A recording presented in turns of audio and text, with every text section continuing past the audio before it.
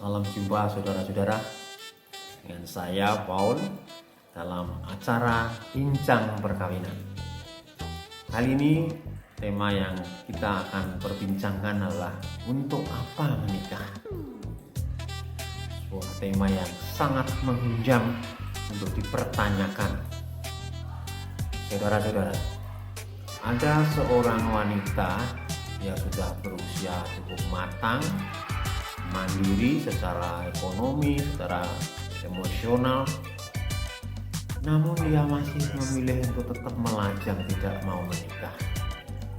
Dan pertanyaan yang sering diajukan adalah kapan menikah? Sehingga wanita tersebut akhirnya risih dengan pertanyaan-pertanyaan itu. Lalu suatu ketika dia menjawab dengan ketus ketika ditanya kapan menikah, jawabannya untuk apa menikah? Sekali lagi, sebuah pertanyaan yang pantas kita dalami, pantas kita renungkan, karena selama ini orang tidak pernah bertanya untuk apa kita menikah. Mungkin sebagian menjawab, ya karena memang harus begitu, kebutuhan sosial. Kalau tidak menikah berarti tidak umum, maka saya harus menikah ketika usia saya sudah cukup. Ya, tapi itu suatu jawaban yang berdasarkan saya menikah hanya takut apa kata orang, bukan sebuah pilihan yang bebas. Justru menunjukkan ketidakdewasaan, ketidakmandirian seseorang secara emosional.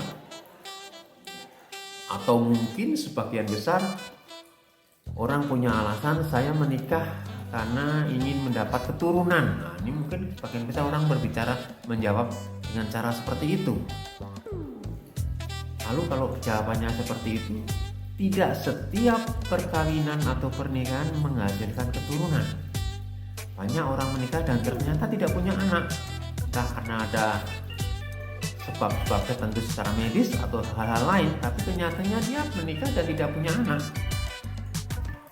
Atau kalau begitu berarti pernikahan bisa diselesaikan, bubar dan ganti lagi sampai mendapatkan anak, begitu kalau jawabannya seperti itu. Bagaimana kalau yang tidak bisa punya anak atau yang mandul itu pihak pria, mau menikah 10 kali pun tetap tidak punya anak? Dan konon pria mandul itu jumlahnya lebih besar daripada wanita mandul. Ya. Lalu apa kalau gitu? Kita kawin untuk apa? Sesuatu yang tidak pernah kita pertanyakan. Kita menikah untuk apa? Jadi inilah yang saya katakan, pertanyaan itu perlu kita renungkan, baik yang sudah menikah maupun yang akan menikah. Ada yang mengatakan manusia itu makhluk yang berbeda dengan makhluk yang lain, karena dia ada suatu kebutuhan emosional dasar, yaitu manusia butuh intimasi. Manusia butuh keintiman, dan keintiman yang paling puncak itu hanya didapat melalui hubungannya dengan manusia lain. Bisa saja manusia punya peliharaan yang disayangi, punya tanaman, punya hobi, punya benda tertentu yang sangat disayangi, tetapi hal tersebut karena tidak selevel dengan manusia, dia tidak akan bisa memberi keintiman yang seperti diberikan oleh manusia lain. Ya, mungkin saudara-saudara pernah mendengar atau sebagian besar orang melihat cerita tentang kisah penciptaan manusia, Adam dan Hawa. Diceritakan ketika dunia ini sudah lengkap, lalu diciptakanlah Adam, pria pertama. Dan dia bisa menikmati apa saja yang sudah diciptakan di tangan manusia. Dia bergaul dengan binatang-binatang, tumbuhan, ikan, burung, dan segala macam. Tetapi waktu dia tertidur, Tuhan melihat bahwa manusia ini kesepian. Adam kesepian walaupun semuanya sudah dicukupi. Ya tentu saja Tuhan sebagai desainernya, dia tahu apa kekurangannya di situ.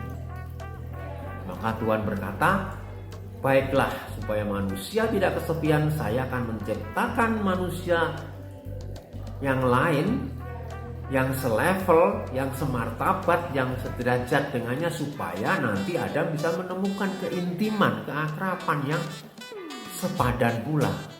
Maka ketika Adam tidur, diambillah tulang iganya dan diciptakanlah manusia lain, yaitu Hawa atau perempuan. Jadi Adam walaupun mungkin tidak menyadari, tapi kebutuhan dasar emosionalnya untuk keintiman dengan pasangannya yang sepadan, perempuan, itulah menjadi kebutuhan utama di dalam perkawinan. Oleh sebab itu orang yang menikah punya tanggung jawab, punya prioritas. Bagaimana saya harus memupuk dan menumbuhkan keintiman di dalam hubungan saya dengan pasangan saya. Kita punya banyak prioritas, pekerjaan, karir, dan segala macam. Tetapi seharusnya ketika orang memutuskan untuk menikah, dia harus memberi prioritas untuk merawat relasinya supaya menumbuhkan keintiman. Baik keintiman fisik, karena kita makhluk bertubuh bukan roh halus, ya, kita juga bisa timbulkan keintiman fisik dengan memegang, mengelus-elus, membelai, memeluk, menggandeng kalau berjalan dan sebagainya. Itu keintiman fisik yang dibutuhkan untuk menjaga relasi. Atau keintiman psikologis atau emosional, kita bisa memuji, kita bisa mengucapkan kata-kata yang membuat orang senang. Itu adalah kebutuhan psikologis, mengakui, melibatkan. Nah, itu juga dibutuhkan. Sehingga dengan begitu akan tumbuhlah keintiman secara psikologis. Dan yang paling mendalam tentu keintiman spiritual. Ya, keintiman yang bertumbuh karena hubungan kita dengan yang lebih tinggi. Jadi